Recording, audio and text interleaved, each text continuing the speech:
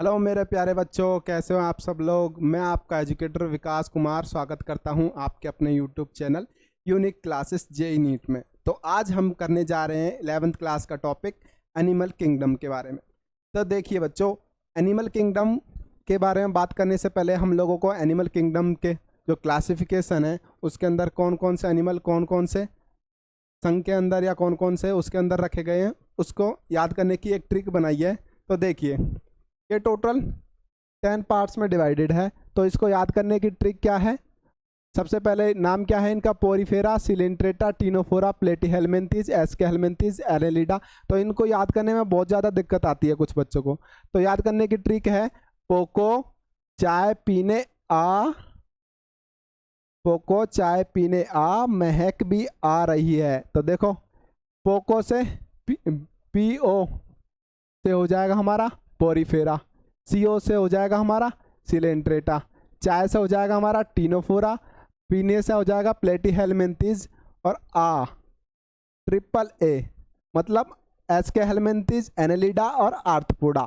महक M से हो जाएगा मोलस्का, ई से हो जाएगा हमारा इकाइनोडर्मेटा, एच से हो जाएगा हेमिकॉर्डेटा और सी से हो जाएगा कॉर्डेटा। तो ट्रिक क्या कहती है?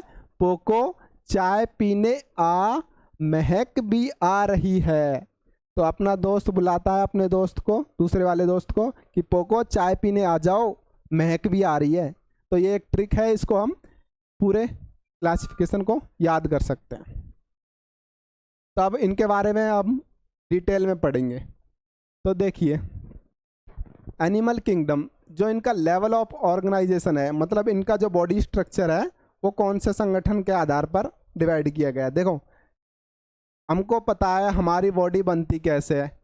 सबसे पहले आते हैं सेल, सेल मिलकर बनाते हैं टिश्यू, और टिश्यू मिलकर बनाते हैं हमारा ऑर्गन, और ऑर्गन मिलकर हमारा बनता है ऑर्गन सिस्टम।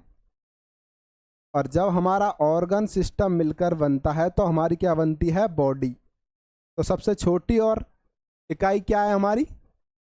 सेल। संरचनात्मक और क्रियात्मक हमारी बॉडी की वो क्या है? हमारी सेल है। तो सेल मिलकर ही हमारी क्या बनाती है? बॉडी। तो लेवल ऑफ ऑर्गेनाइजेशन में तो सबसे पहले हमारा कौन सा? सेलुलर टाइप का, फिर टिश्यू टाइप का, फिर ऑर्गन टाइप का, फिर ऑर्गन सिस्टम, तभी तो हमारी बॉडी बनेगी। तो सेलुलर के अंदर आता है ओनली पोरीफेरा, टिश्यू लेवल के अंदर आता है सिलेंट्रेटा और टीनोफोरा, ऑर्गन सिस्टम के ऑर्गन लेवल के अंदर आता है प्लेटीहेलमिन्थीज, और ऑर्गन सिस्टम के अंदर आता है एस्केहेलमिन्थीज टू कॉर्डेटा। मतलब कि एस्केहेलमिन्थीज से आगे आने वाले जितने भी हमारे कॉर्डेटा तक हैं वो सब किसके अंदर आते हैं? ऑर्गन सिस्टम के अंदर। तो आगे बात करते हैं हम सर्कुलेटरी सिस्टम। सर्कुलेटरी सिस्टम दो टाइप का होता है, एक होता है क्लोज टाइप का और एक होता है ओपन टाइप का, जिसमें ब्लड का फ्लो कैपिलरीज या वेसल्स के द्वारा होता है, उसको बोलते हैं हम क्लोज सर्कुलेटरी सिस्टम। और जिसमें ब्लड का फ्लो डायरेक्ट बॉडी के अंदर हो जाता है उसको हम बोलते हैं ओपन टाइप का। ओपन टाइप के एग्जांपल कौन कौन से हैं? आर्थ्रोपोडा के अंदर जितने भी जानवर आते हैं, एनिमल्स आते हैं, उनको हम ओपन सर्कुलेटरी सिस्टम के अंदर रखते हैं। मोलस्का के जितने भी ऑर्गेनिज्म आते हैं, जितने भी एनिमल्स आते हैं, हम उनको हम ओपन के अंदर रखते हैं। लेकिन एक है सिफेलोपोडा, जो कि मोलस्का का ही एक टाइप है, वो हमारा ओपन के अंदर नहीं आता। तो हमारा ये क्या है? एक एक्सेप्शन है, ठीक है। और क्लोज के अंदर एनिलिडा के अंदर जितने भी जानवर आते हैं उसके अंदर कौन सा ब्लड सर्कुलेटरी सिस्टम पाया जाता है? क्लोज टाइप का ब्लड सर्कुलेटरी सिस्टम पाया जाता है।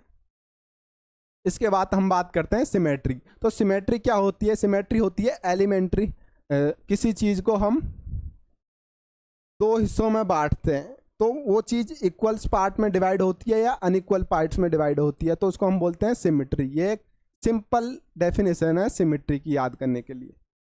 तो सिमेट्री तीन टाइप की होती है, सिमेट्रिक, रेडियल और बाइलेटरल। एसिमेट्रिक होती है जिसके अंदर कोई सिमेट्री नहीं पाई जाती, मतलब कि जिसके अंदर अनइक्वल या इक्वल कैसा भी डिवीजन नहीं होता, उसको हम बोलते हैं एसिमेट्री। एसिमेट्री का एग्जांपल है पोरीफेरा। बात करते हैं हम रेडियल सिमेट्री की। रेडियल सिमेट्री जब भी हम किसी भी एनिमल को लेते हैं, यह हमारा कोई सा भी एनिमल हो गया, इसके अगर हम सेंट्रल से एक लाइन खींचते हैं और ये दो इक्वल पार्ट्स में डिवाइड हो जाती है, तो इसको हम बोलते हैं रेडियल। रेडियल के अंदर आने वाले कौन कौन से एग्जाम किंगडम है? सिलेंट्रेटा, टीनोफोरा और एडल्ट इकाइनोडर्मेटा। इकाइनोडर्मेटा की 2 फेजेस होती है, मतलब इसके अंदर कायांतरण पाया जाता है, मतलब एडल्ट के अंदर अलग और लार्वा के अंदर अलग। तो एडल्ट इकाइनोडर्मेटा में हमें कौन सा सिमेट्री देखने को मिलती है? Radial symmetry. Bilateral symmetry, bilateral symmetry होती है मतलब किसी चीज़ को हम 2 इक्वल एक लाइंस में काटते हैं, तो जो काटने वाला है मतलब जो सेल्स है आपस में जो डिवाइड हुई है वो एक दूसरे की क्या है? मिरर इमेज बनाएगी, उनको हम क्या बोलते हैं? Bilateral symmetry. प्लेटीहेलमिन्थीज से कॉर्डेटा तक जितने भी एनिमल्स आते हैं वो हम किसके अंदर रखते हैं? बाइलेटरल सिमेट्री के अंदर। आगे देखो नंबर ऑफ जर्म लेयर। तो देखो बच्चों, जर्म लेयर होती है 3 टाइप की। कौन कौन सी? एक्टोडर्म, एंडोडर्म और मीजोडर्म।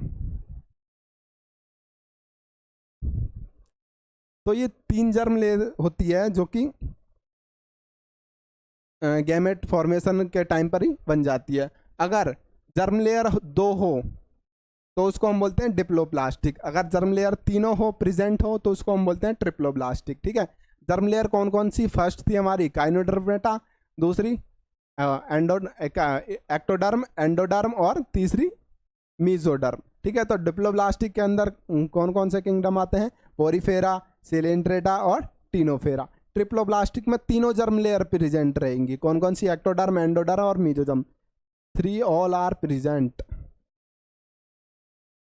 जर्म लेयर तीनों जर्म लेयर प्रेजेंट रहती है। ठीक है। इसके लिए हम इसको क्या बोलते हैं? ट्रिप्लोब्लास्टिक। इसके अंदर कौन कौन से किंगडम आते हैं? प्लेटीहेलमिन्थीज से कॉर्डेटा तक आने वाले जितने भी एनिमल्स हैं उनको हम ट्रिप्लोब्लास्टिक के अंदर रखते हैं। अब बात करते हैं हम अगले सीलोम के बारे में। सीलोम क्या होती है? सीलोम होती है एक कैविटी। ठीक है। एक मतलब एक फ्लूइड रहता है प्रेजेंट सेल, बॉडी सेल के अंदर, उसके अंदर जो कैविटी प्रेजेंट रहती है उसको हम बोलते हैं सीलोम। ठीक है। Alimentary canal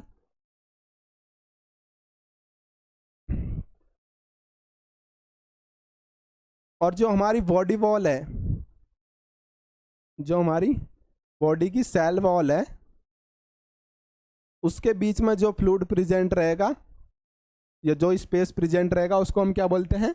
cavity. ठीक है। तो कैविटी भी 3 टाइप की होती है। कौन कौन सी? इसको हम कैविटी भी बोलते हैं सीलोम को। ठीक है। तो सीलोम कितने टाइप की रहती है? 3 टाइप की। एसीलोमेट, स्यूडोसीलोमेट और सीलोमेट। ठीक है। ये इसका टाइप नहीं है, ये मतलब जिसके अंदर सीलोमेट प्रेजेंट है उसको हम क्या बोलते हैं?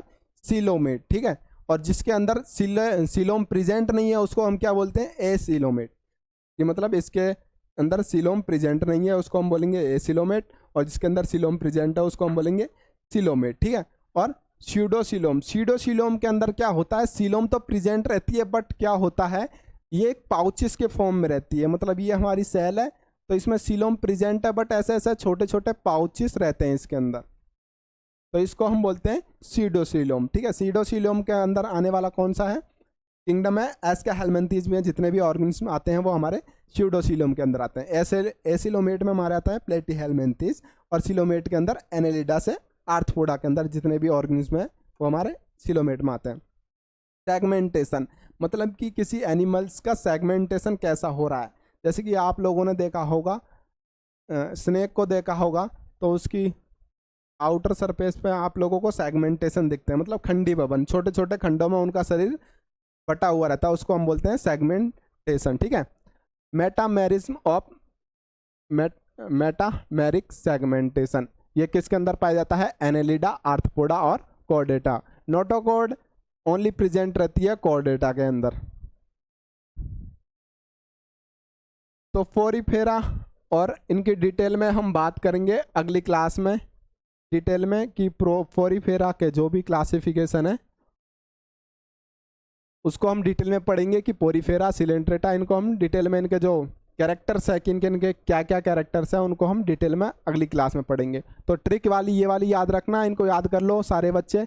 नीट में कई लोग भूल जाते हैं। तो एक सीक्वेंस से है, पोको चाय पीने आ, महक भी आ रही है।